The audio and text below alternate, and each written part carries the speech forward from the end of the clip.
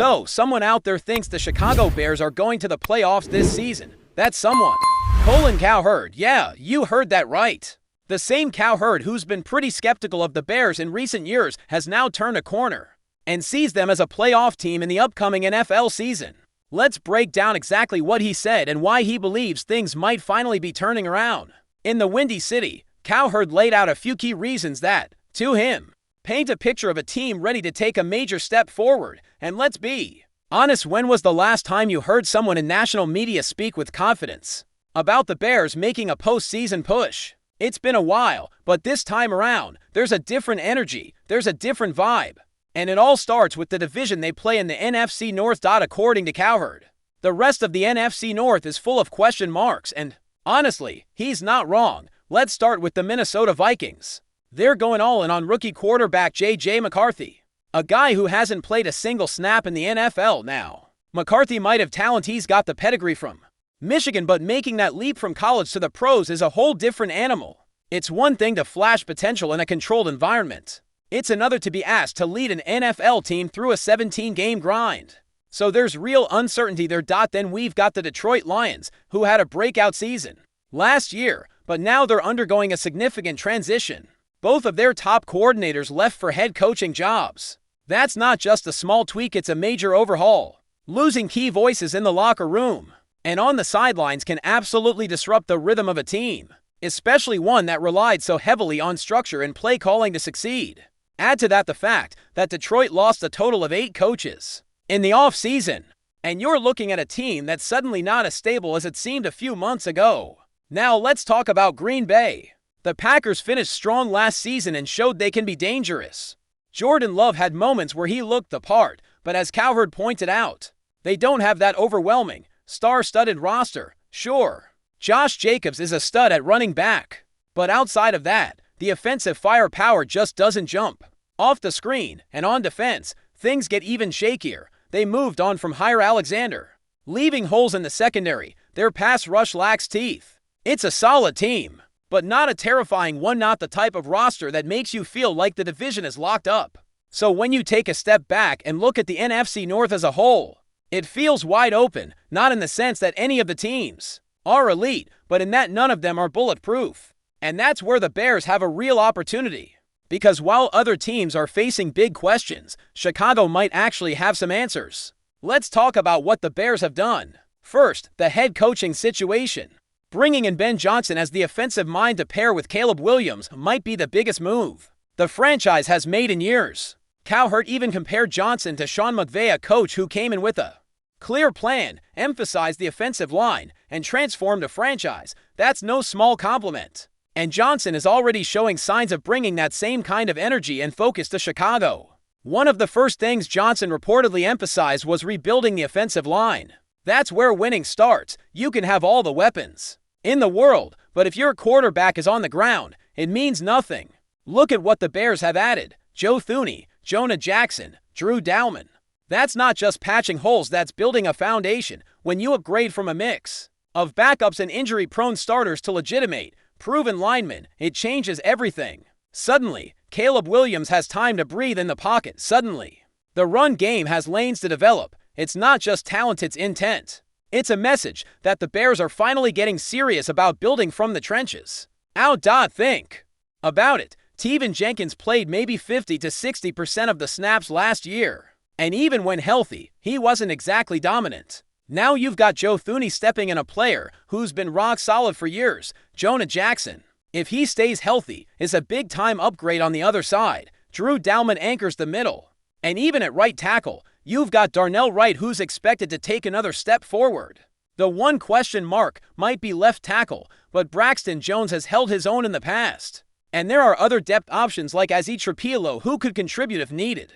The bottom line is the offensive line, once a glaring weakness, could now be a strength. That's the second pillar of Cowherd's belief in the Bears, the Ben Johnson effect. It's not just that Johnson is a bright mind, it's that he knows where to start. Fix the protection.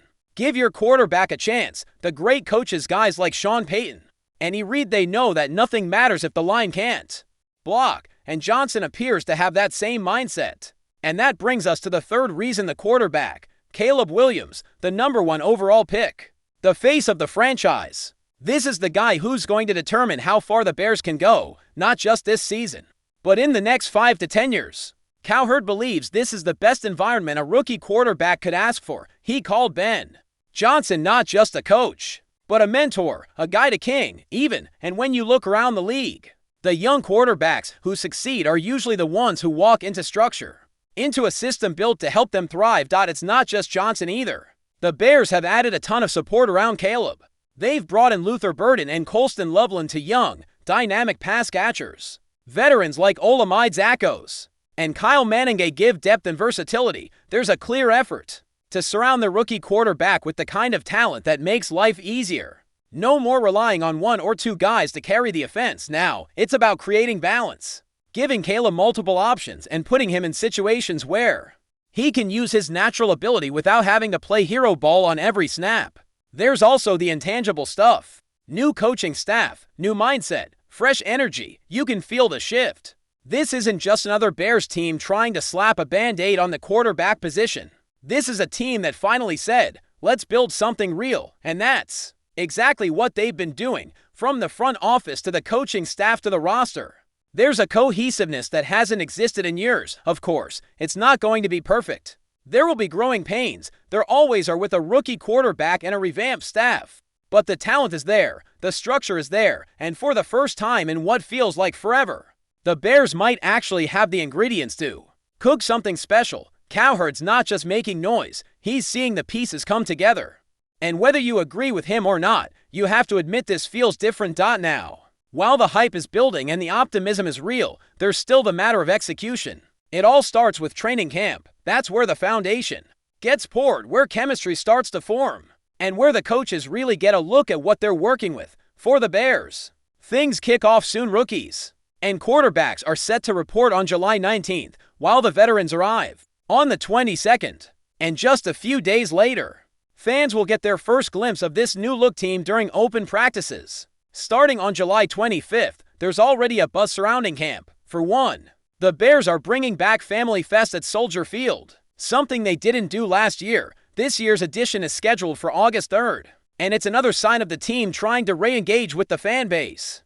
They're opening up 10 practices to the public, and with the excitement surrounding Caleb Williams and the fresh coaching staff, tickets are expected to go fast. Free passes will be released on July 9th, and it'll likely be first come, first served. If you're a fan hoping to get a front row seat to the start of this new era, you'll want to be quick on the trigger. Then come the joint practices, first with the Miami Dolphins on August 8th, followed by the Buffalo Bills on the 13th and 14th. These sessions will be key tests. They'll give the Bears a chance to see how their revamped roster stacks up against legit competition. Before the preseason games begin, you can bet the coaching staff will be watching every rep, every matchup, and every reaction from Caleb and the rest of the squad. So the question still hangs in the air. Will the Bears make the playoffs?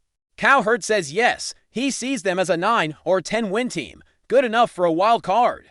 Maybe even the division if things fall the right way, and honestly, that doesn't feel far-fetched. The division is unsettled. The Bears have upgraded just about every key position, and the coaching staff finally feels like a group that knows what it's doing.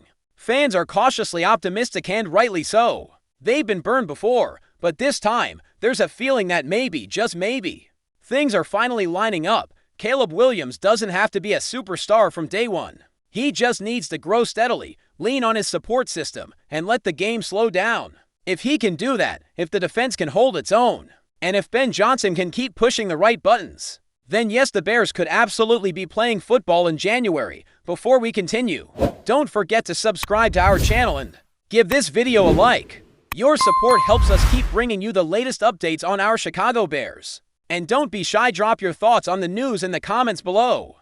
A fresh wave of speculation is sweeping through the Windy City, as tensions appear to be mounting between Bears head coach Ben Johnson and veteran defensive lineman Grady Jarrett. While nothing has been confirmed officially by the organization, a recent comment made by Johnson has set off alarm bells among fans and insiders alike. When asked during a post-practice media availability about Jarrett's role in the team moving forward, Johnson responded with a curt and telling remark: "He doesn't play with me anymore." The terse statement has fueled a whirlwind of rumors regarding Jarrett standing within the team. and whether the defensive stalwart has seen his last snap in a Bears uniform. Though Johnson did not elaborate further, the football world is buzzing with questions. Was this a heat-of-the-moment comment or a clear indication that the coach is ready to move on from the former Pro Bowler? Jarrett, acquired by the Bears in a highly publicized move, was expected to anchor the defensive line and provide leadership for a rebuilding squad. But now, it seems that relationship may have soured. Sources close to the team suggest there have been internal frustrations regarding Jarrett's health and consistency since arriving in Chicago. Others point to philosophical differences between the player and the coaching staff, particularly with Johnson, known for his no-nonsense approach and strict expectations around player accountability. What's clear is that something has shifted behind closed doors. Jarrett has been notably absent from recent voluntary activities, and while the team has remained tight-lipped, Johnson's stark comment may have been a slip or a calculated message. Could a trade be on the horizon, or is this a momentary rift that could still be patched up before the season kicks into high gear? For now,